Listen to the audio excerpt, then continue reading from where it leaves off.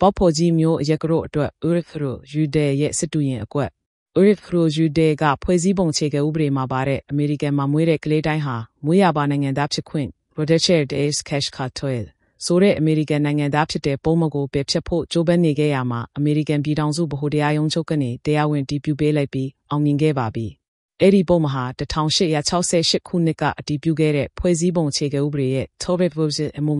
ပြင်ဆင်ချက်မှာပါဝင်တဲ့ဒီပြင်ဆင်ချက်ကိုပြဋ္ဌာန်းရခြင်းရဲ့ရည်ရွယ်ချက်ကတော့ဒီတွင်းစစ်အပြီးမှာဂျွန်ဘောလာကနေလွတ်မြောက်လာတဲ့အာဖရိကန်အမေရိကန်တွေအတွက်အထူးအခွင့်အရေးတွေရဲ့အနေနဲ့နိုင်ငံသားဖြစ်ခွင့်သူတို့ရဲ့တရားဝင်ခွင့်အရေးတွေကိုကာကွယ်ပေးဖို့ဖွဲ့စည်းပုံအခြေခံဥပဒေရဲ့မူလရည်ရွယ်ချက်ပဲဖြစ်ပါတယ်။အဲ့ဒီအချိန်တုန်းက Frederick the Athnan လူမျိုးဥပဒေတွေကသူတို့ကိုနိုင်ငံသားခွင့်အရေးတွေမရအောင်ပိတ်ဆို့ထားလို့ပါ။ကျွန်စစ်နဲ့လည်းအပြောက်သွားပြီးဆိုတော့ဒီဥပဒေဟာလည်းမလိုအပ်တော့လို့ပြင်ဆင်လို့ရတဲ့ပုံမဖြစ်နေလို့ကိုပယ်ဖျက်လိုက်ကြတာဖြစ်တဲ့ကျွန်စနစ်ကိုပြန်သွားခြင်းနေတဲ့ဒီမိုတွေအတွက်တော့မျက်စိပါမွေးစုကြပြန်ပါလိမ့်မယ်။အမေရိကန်ပြည်ထောင်စုဖွဲ့စည်းပုံအခြေခံဥပဒေရဲ့14ခုမြောက်ပြင်ဆင်ချက်Third Version Amendment ဟာဒီဒေဗဗျူအမြဲတမ်းဆိုပြီးထာဝရပြောင်းလဲလို့မရအောင်ရေးဆွဲထားတာမျိုးမဟုတ်ပါဘူးဖွဲ့စည်းပုံအခြေခံဥပဒေထဲမှာပါဝင်တဲ့ဘယ်ပုံမှပဲပြင်ဆင်ချက်မဆိုပြင်ဆင်လို့ရတဲ့ဥပဒေပုံမှန်တွေကြီးပါပဲဒီဥပဒေကိုပယ်ဖျက်ခြင်းနဲ့အဓိကရည်ရွယ်ချက်ကတော့ကျွန်စစ်နဲ့မရှိတော့တာလက်ရှိကြုံတွေ့နေရတဲ့နေဆက်ဖြစ်ကျော်တရားမဝင်ရွှေ့ပြောင်းနေထိုင်မှုကနေတရားမဝင်ဝင်ရောက်လာသူတွေရဲ့ကလေးတွေဟာအမေရိကန်မှာမွေးဖွားတာနဲ့နိုင်ငံသားဖြစ်ခွင့်ရသွားတဲ့ Affected Renegades ဖြစ်နေတာ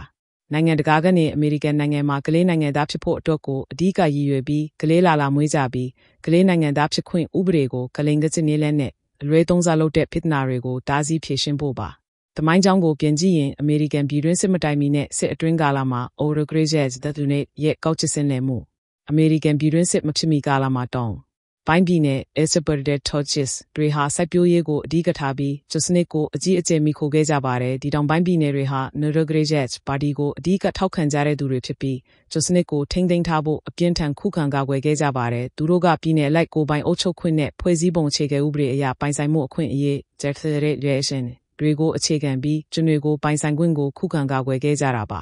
ပြည်တွင်းစစ် Corporate Acne ဖြစ်ရတဲ့အဓိကအကြောင်းရင်းကလည်း Autocracies ရဲ့ကျွန်းစနစ်ကိစ္စကြောင့်ပါပဲမြောက်ပိုင်းပြည်နယ်တွေကကျွန်းစနစ်ကိုဖျက်သိမ်းခြင်းပြီးတောင်ပိုင်းပြည်နယ်တွေကဆက်လက်ထိန်းသိမ်းခြင်းကြပါတယ်အဲ့ဒီအချိန်က Autocracies ပါတီဝင်အများစုဟာကျွန်းစနစ်ကိုထောက်ခံတဲ့တောင်ပိုင်းပြည်နယ်တွေကဖြစ်ပါတယ် Real Frontal ပါတီကိုတည်ထောင်ခဲ့တဲ့ Athlete David Perdue ကတော့ကျွန်းစနစ်ကိုဖျက်သိမ်းဖို့ရည်ရွယ်ခဲ့သူပါ Neil Bryan တဲ့နဲ့အဲ့ဒီချိန်ကလေးအခုချိန်ထိလူမုန်းခံပြီးတော့ကိုအမှန်တရားပဲယက်တည်နေခဲ့ကြသူတွေအဲ့တလို့ကျွန်းစနစ်ဖြစ်သိမ်းခြင်းရဲ့ကျေးဇူးရှင်သူရဲ့ကောင်းဘတ်တော်သားတွေဖြစ်နေခဲ့ကြပါတယ်စစ်ပီးကစပြန်နေဒီဆောက်ရေးကရောချာရှက်ဆဂီရီမာနိုရိုဂရေဇက်ပါတီဟာကျွန်းစနစ်ဖြစ်သိမ်းပြီးတဲ့နောက်ပိုင်းအာဖရိကအမေရိကန်တွေရဲ့နိုင်ငံသားအခွင့်အရေးရရှိမှုကိုဆန့်ကျင်ခဲ့ကြပါတယ်သူတို့ဟာဂျင်းခရော့ဥပဒေတွေလိုမျိုးခွဲခြားဆက်ဆံမှုဥပဒေတွေကိုပြဋ္ဌာန်းပြီးလူမဲတွေရဲ့မဲပေးခွင့်နဲ့အခြားအခွင့်အရေးတွေကိုကန့်သတ်ဖို့ကြိုးပမ်းခဲ့ကြပါတယ်နှစ်ဆက်ရာစုအလယ်ပိုင်းဖြစ်တဲ့1960ပြည်လုံးနှစ်တွေအထိအမေရိကန်တောင်ပိုင်းက Autocracies ပါတီဝင်အများစုဟာလူမျိုးရေးကွဲခြားမှုကိုဆက်လက်ထောက်ခံခဲ့ကြပါတယ်။ #JamesMirror